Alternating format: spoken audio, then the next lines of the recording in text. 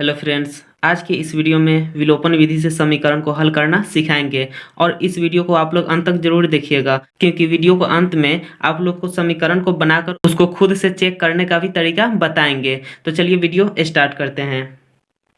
यहाँ क्या है, विलोपन विधि से ही समीकरण को हल करना है। यहाँ दो समीकरण दिए हुआ है। यहाँ पहला क्या है, x प्लस वाई बराबर 16 और दूसरा क्या है, x माइनस वाई बराबर 12। इसको हम लोग क्या करेंगे, समीकरण 1 मान लेंगे और इसको समीकरण 2 मान लेंगे। ठीक, अब इस दोनों समीकरण में हम लोग अगर x को काटते हैं तो y का वैल्यू निकलेगा, अगर हम लोग y को काटते हैं तो x का वैल्यू निकलेगा। ठीक, तो इस समीकरण को हम लोग ऐसे जोड़ेंगे या घटाएंगे कि इस दोनों में से एक कट जाए। तो अगर जोड़ते हैं तो ये y वाला टर्म कट जाएगा, अगर घटाते हैं तो x वाला टर्म कटेगा। ठीक, अगर x वाला टर्म कटेगा तो y का वैल्यू आएगा और y वाला टर्म अगर कटेगा तो x का वैल्यू आएगा। तो चलिए अब इसको सॉल्व करते हैं।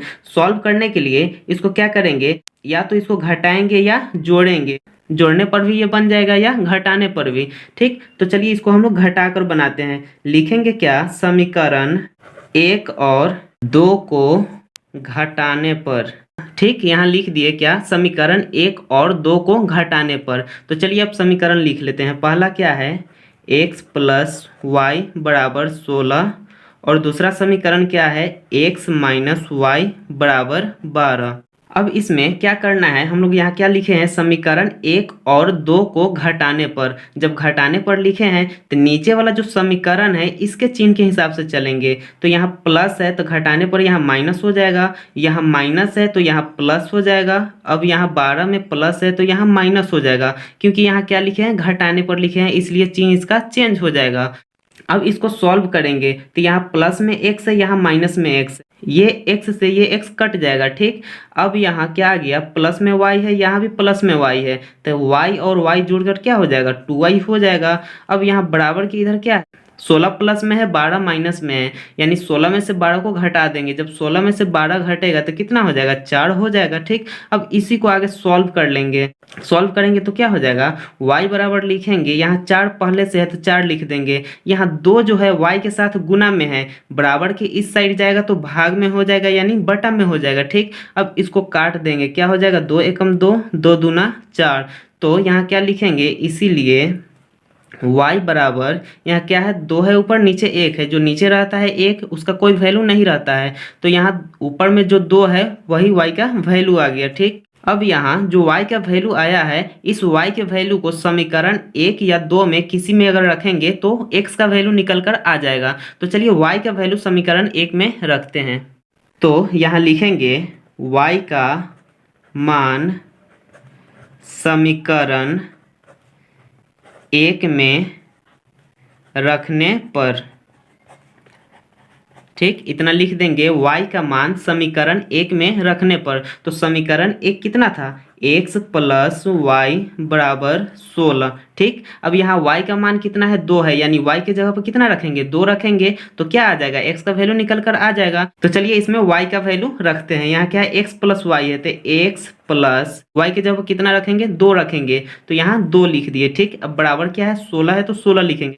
अब इसी को आगे सॉल्व करेंगे तो क्या हो जाएगा, x बराबर लिखेंगे तो यहाँ 16 पहले से है तो 16 लिखेंगे। अब यहाँ नंबर वाला के साथ कर देंगे, यानी प्लस 2 है, बराबर के इस साइड जाएगा तो क्या हो जाएगा, माइनस 2 हो जाएगा। ठीक, तो x का वैल्यू कितना निकल कर आ जाएगा, लिखेंगे इसीलिए x बराबर 16 में से 2 जाएगा तो कितना होगा, 14 हो जाएगा। ठीक, तो x का वैल्यू कितना निकल कर आ गया, 14 आ गया। तो यहाँ लिखेंगे x बराबर 14 और y का वैल्यू कितना था, 2 था, यानी इस समीकरण से हम लोग x और y का वैल्यू निकाल लिए। यही इसका क्या हो गया, आंसर हो गया। तो चलिए अब सीखेंगे कि इस x और y के वैल्यू से हम लोग कैसे समीकरण को चेक करेंगे कि जो हम लोग समीकरण को सॉल्व किए हैं वो सही है या गलत है। तो चलिए आगे इसको चेक करके देखते हैं। अब चेक करने के लिए क्या करेंगे, यहाँ समीकरण 1 है, यहाँ समीकरण 2 है। ठीक, तो पहले समीकरण 1 में x और y का वैल्यू रखेंगे। ठीक, तो समीकरण 1 में जब वो x और y का वैल्यू रखेंगे तो कैसे चेक होगा कि समीकरण सही है या गलत। तो आइए सीखते हैं। यहाँ इसमें LHS है, ये RHS है, तो LHS लेंगे। तो LHS कितना है, x प्लस y है। LHS क्या है, x प्लस y है, तो x का वैल्यू कितना है, 14 है तो 14 लिखेंगे और y का वैल्यू कितना है 2 है तो प्लस 2 लिखेंगे।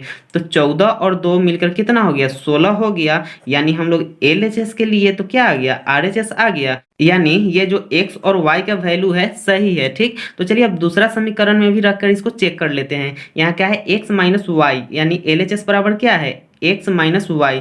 तो x माइनस वाई लिखेंगे LHS। तो x का वैल्यू कितना है 14 है तो यहाँ 14 लिखेंगे। अब यहाँ माइनस का चिन्ह है, माइनस का चिन्ह देंगे। उसके बाद y का वैल्यू कितना है 2 है तो 2 लिखेंगे।